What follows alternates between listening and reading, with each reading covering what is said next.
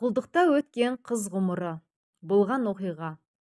Айнұр автобусқа отырғанда орындықта емес, орындықтың артында тізелеп, басын төмен салбыратып отырып алған. Мұнысына таң қалған мен: Айнұр, неге ол жерде отырсың? Мұнда орын көп қой, кел қасыма отыр, деп жанымдағы бос орынды көрсеттім. Ол жан-жағына жалтақтап, көздері тым асығыс қимылдап, қасыма келіп отырды. Қолынан ұстасам дірілдеп отыр екен. Жылы қолыммен қысып тұрып: Айнұр, енді ештеңеден қорықпа. Мен тұрғанда саған ешкім тиіспейді. Маған сенші. Гүлшехра апам кеп қалмай ма? Ол келсе мені жібермеші. Мен одан қорқамын. Оның ашуы жаман.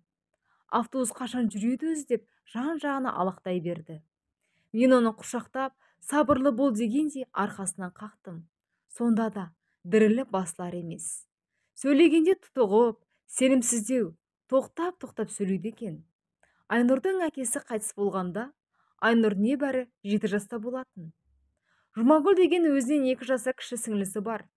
Анасының да денсаулығы жоқ болған соң, бұл қыздарды балалар үйіне тапсырды. Өйткені анасының жүрегінде тума үлкен тесік, рожденный порок сердца екен. Емделуге ақшалар жоқ болғандықтан, сол жүрекпен күтінбей асқындырып алған. 2 аттам жүрсе ентігіп, еріндері көкпеңбі болып кететін. Үй шаруасына да жарамай бара жатқан соң, қыздарын амалсыздан балалар үйіне өткізген екен. Бір күні анасы қатты ауырып, ауруханаға түседі. 2 қызын алдырып, екеуіне біраз әңгіме айтып, жылап жатып Айнұрға Жұмагүлді аманат етіп тапсырады. Бұлар бала болғандықтан анасының қоштасып жатқанын білмеген екен. Ауруханадан қайтқан күннің ертесінде аналары қайтыс болады. 1 айдан соң әжесі келіп тәрбиешіге: мен кіші қызды алып кетейін. Екеуіне менің шамам жетпейді. Оның үстіне Айнұр есі кіріп қалған ғой, өзін өзі қорғай алады, деп Жұмагүлді алып кетеді. Сөйтіп бірін-біріне сүйеніш болып жүрген 2 бауырды 2 жаққа бөліп жіберген екен. Жұмагүл кеткен күні Айнұр қатты жылады. Өмірде жалғыз қалғанын сезді. Анасының аманатын орындай алмағанына өкінді. Осылай балалар үйінде жүріп 18-ге де толды. Балалар үйінен кеткен соң Айнұр базарларда біреулерге көмектесіп, сауда жасайтын әйелдердің заттарын қоймаға тасып беріп, өз нәпақасын өзі тауып жүрген екен. Түнде үйлердің жертөлесінде 3 қыз болып, арзымайтын ақша төлеп тұрады. Арасында вокзалға да барып, елдердің чемодандарын тасып беріп, тиын-тебен алғанына мәз болып жүреді. Бір күні Айнұр вокзалда құрғақ нан мен шай ішіп отырғанда, қасына өзбек әйел келіп отырады. Ақтөбеден Түркістанға баратын пойызды күтіп отырғанын айтады. Ананы-мынаны сұрап біраз әңгімелеседі. Әлгі әйел іші бауырына кіріп, қызым, қызым деп өліп бара жатыр. Әбден қыздың оқиғасын естіп алып, жаны ашығансып, Айнұрды айналдыра бастайды.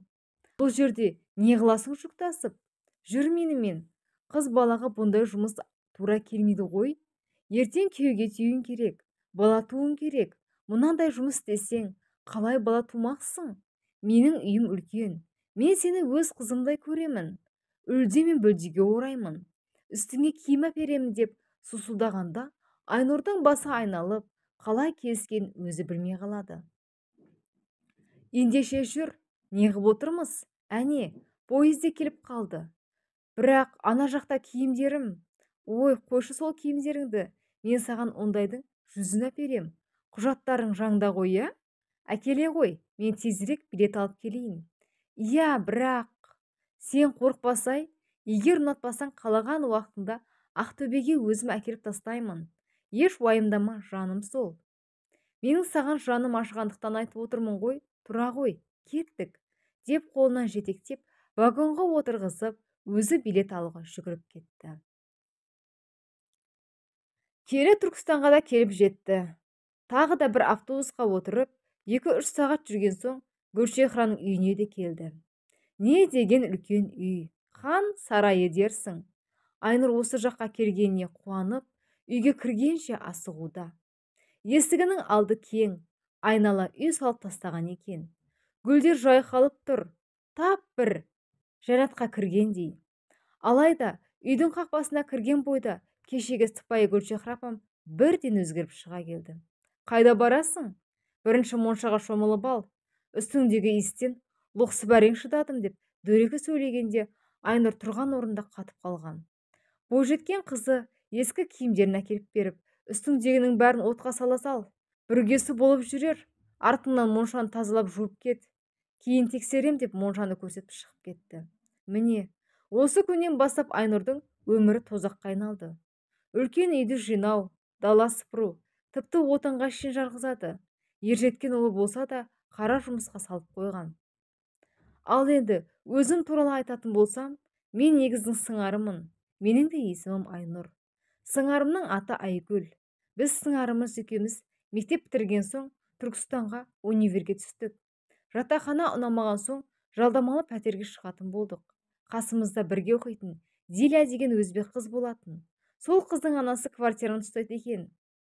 Біздің үйде тұрыңдаршы, үшеуміз сабақта бірге оқимыз. Оның үстіне біздің үйде служанка бар. Бәрін сол істейді деп мақтана кетті. Қандай служанка? Қазіргі заман сондай бар ма не? Сонда бай тұрасыңдар ма? Онда неге квартираны ұстайсыңдар? Ой, есіктің алдында шығатын үй, времянка салып тастағанбыз. Барлық жағдай жасалған.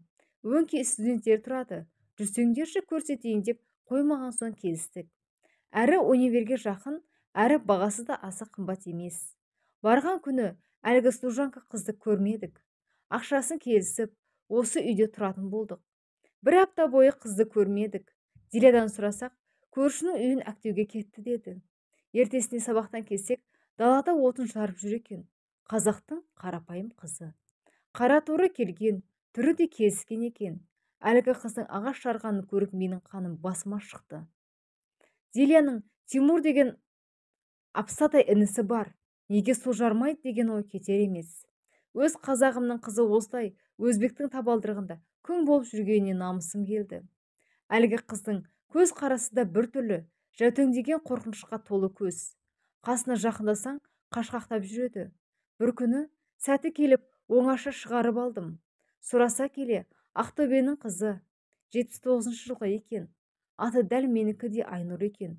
Ары қарай ештеңе айтпады. Себебі Гүлшехра апамыз келіп, ала көзімен бір қарап еді, жоқ болып кетті. Сол түні мен ұйықтай алмадым. Неге бұл қыз сонша қорқады? Неге сөйлесуден қашқақтайды? Сонау Ақтөбенің қызы мұнда не бітіріп жүр? Әке шешесі қайда?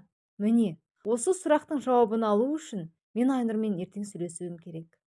Бір күні Гүлшехра апамыз бала шағасымен тойға кетті. Айнұрмен сөйлесудің сәті келді. Біз оны бөлмемізге шақырып алып тергей бастадық. Ол бәрін айтып берді. Өмірін айтқанда сыңарым екеуміз көз жасымызды тия алмадық. Есікке жалтақтап қарай береді. Сөздерді түсініксіз, басын құрап айта алмайды екен. Ешқайда шықпағандықтан қазақтың алтын сөздерін ұмытып қалған. Арасында орысша қосып қояды. Айтуына қарасақ, сол поездан түскен күннен бері осы үйдің күңіне айналған. Айнұр, мен Ақтөбеге кетемін. Сіз маған ұнамаса апарып тастаймын деп уәде бергенсіз дегенде, апамыз мақұл деп көлікке отырғызып, айдалаға 5-6 қойшылардың арасына апарып тастайды. Олар Айнұрды зорлап, ұрып білгендерін істейді. Бір айдан соң Гүлшехра қайта барады. Сол кезде Айнұр Гүлшехраны, мама, мені алып кетіңізші, енді сіз не айтсаңыз соны істеймін деп алдынан жылап шыққан екен. Үйіне алып келген соң Айнұрдың аяғы ауыр екенін біліп, жеке меншік ауруханаға апарып, баласын алдыртып тастайды. Біз барғанда бір апта болмағаны, көршілердің үйін аққа әктетіп, сырлатып, ақшасын апамыз алып отырған. Сол кездегі Айнұрдың жылағанын көрсеңіз, мен бұл жерден алып кетіңіздерші. Өлсем өз қазағымның шаңырағында өлейінші. Өзбектің қолында қор болып өлгенше, сіздердің күндеріңіз болайыншы деп егілгенде үшеуміз құшақтаса жыладық. Біз сыңарымыз екеуміз түнімен жоспар құрдық. Ертесіне поштаға барып анама хабарластым. Ол кезде ұялы телефон дамымаған еді ғой. Анам тұтқаны алған бойда, мама, қалайсыздар? Мұнда бір жетім қыз бар.